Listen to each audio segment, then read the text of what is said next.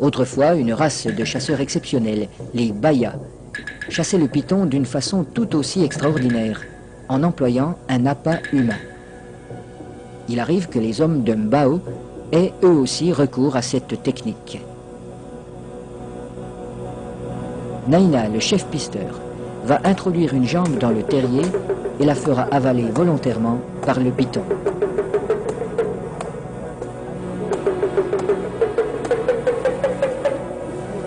Il est indispensable de posséder le remède qui a été fourni par le sorcier.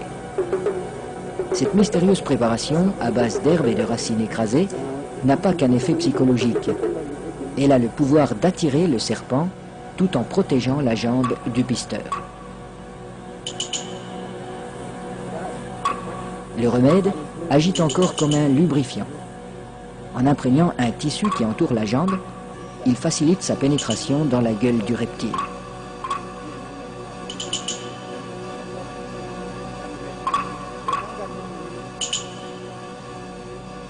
La jambe appât restera en principe intacte, car le python avale simplement cette proie qui vient à lui.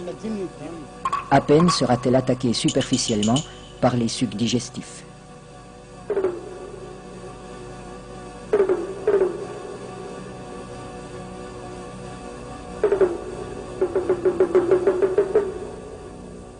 Cette chasse n'est pas sans risque.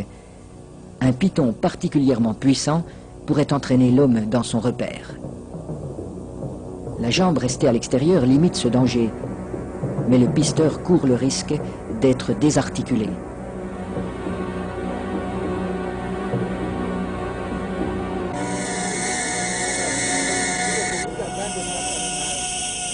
Pour rendre l'attente moins pénible, mais aussi faciliter le glissement des corps de l'homme et de l'animal, on place des feuilles fraîches sous le pisteur.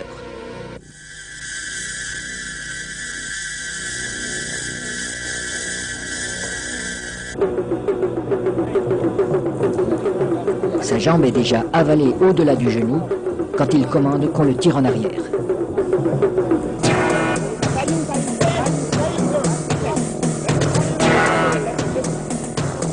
Refusant de laisser échapper sa proie, le python apparaît.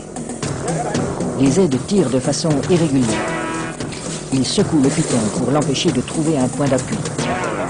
Le pisteur relève son pied à angle droit pour ferrer le serpent, à la manière d'un hameçon. L'animal se sent piégé, mais il ne peut plus lâcher la jambe. Le python est maintenu allongé. Il faut éviter qu'il ne s'enroule. Cette position lui enlève une grande part de sa force. Pour dégager sa jambe, Naina déchire la gueule du python au couteau.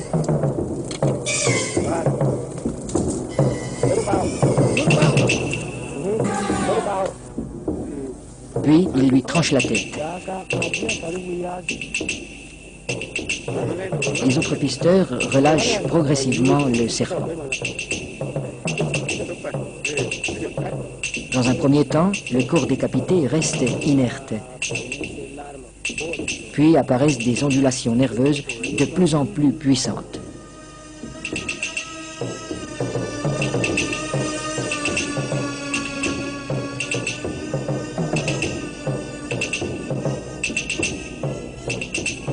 Il bougera ainsi pendant près d'une heure, prenant presque des positions d'attaque, comme s'il cherchait toujours, au-delà de la mort, à menacer ses assaillants.